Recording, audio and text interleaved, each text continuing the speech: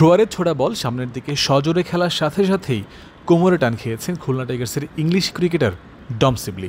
এক মুহূর্ত বিলম্ব না করে তিনি বের হয়ে এসেছেন নেট থেকে।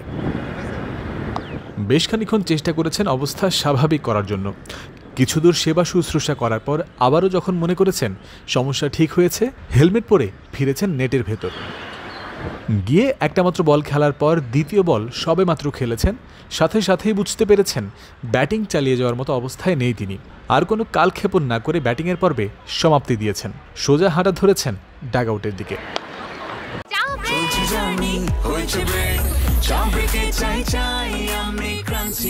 যে কোনো চা ব্রেকে বিস ক্লাব ড্রাই কেক, চায়ের সাথে আয়েশ। ব্যাট হেলমেট রেখে এভাবে তার বসে পড়া দেখে খুলনা শিবিরে কিছুটা চিন্তার উদ্রেক হতেই পারে।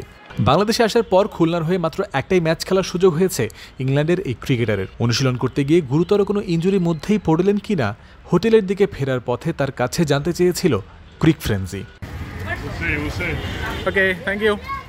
ইনজুরি সম্পর্কে সিবলি নিজেও নিশ্চিত নন।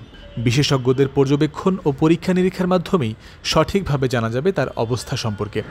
16 জানুয়ারি চট্টগ্রাম পর্বে নিজের প্রথম বিপিএল ম্যাচ খেলেছিলেন ডম সিবলি, তবে পরদিনই চোটে পড়লেন তিনি। শুক্রবার এমএ আজিজ স্টেডিয়ামে এসেছিলেন পরবর্তী ম্যাচের প্রস্তুতি নিতে। এদিন ছিল দলটির ঐচ্ছিক অনুশীলন। সেখানে সিবলি, উইলিয়াম বশিষ্ঠ ও ইমরুল কায়েস এই তিনজনই এসেছিলেন নিজেদের ঝালিয়ে নিতে।